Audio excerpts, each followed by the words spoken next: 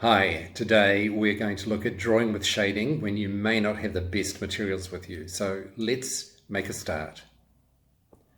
What I've gathered together here are a selection of pencils that I just had lying around home. And actually none of them are from my art kit.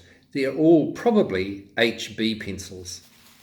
Now, as you know, HB may not be the best for drawing with shading. And I'm using some of my recycled paper here to see which one might be the best pencil. So I'm going to just try making a few marks with them without pressing too hard. Now notice the first thing that I'm doing is the way I'm holding my pencil. Look at this. It's like an aeroplane that's flying into land, keeping it at a very low angle. I'm not holding it like this. That's a great method if you're wanting to write or if you're wanting to do contour drawing with lines.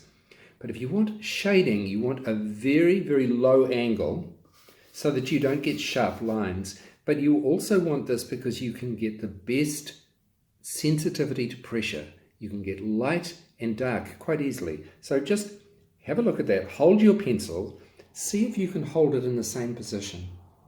Notice that all my fingers and my thumb are actually on top of the pencil. Look at that.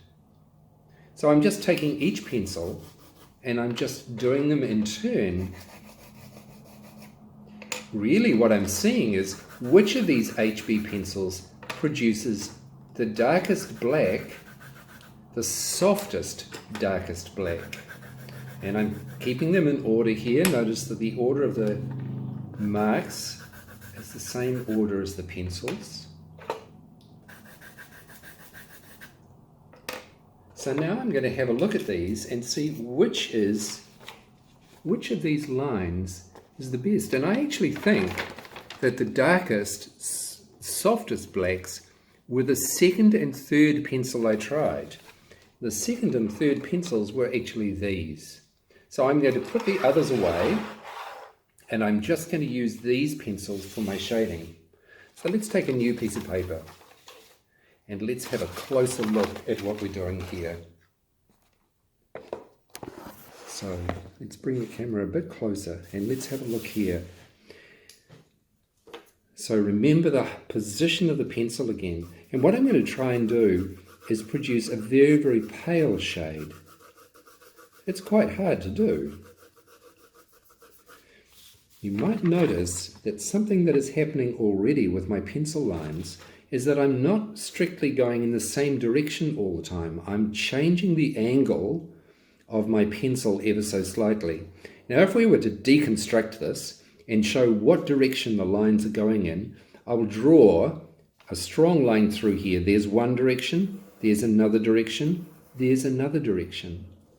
So you can see that's very, very slight cross-hatching. Okay.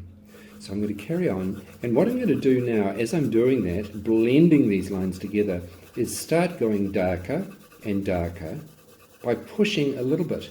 Now if I've got my pencil held like this, how am I pushing? I'm actually pushing just with this finger here. Notice that it tips the angle of the pencil down a bit. If I apply pressure there, I can get good control over how much pressure. So don't be tempted to hold your pencil another way. Look at it from this side. Hold the pencil like that.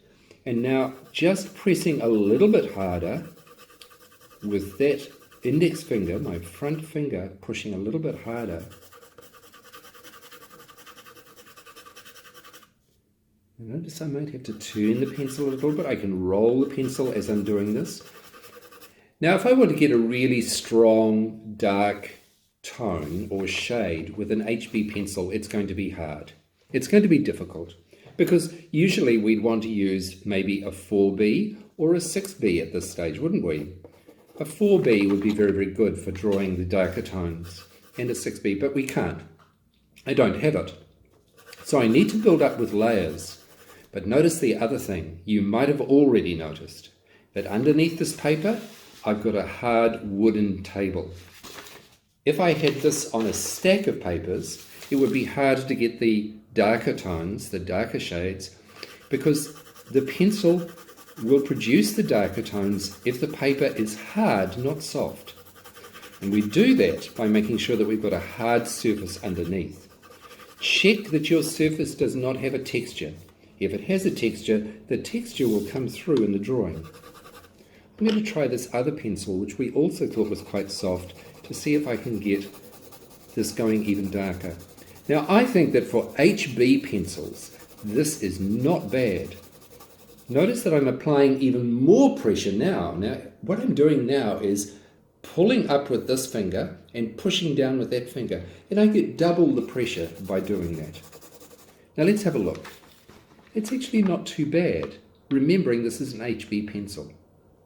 I think you could try that at home, see if it works for you, and see if that produces a shading control that you're looking for, even though you don't have the right gear. Good luck.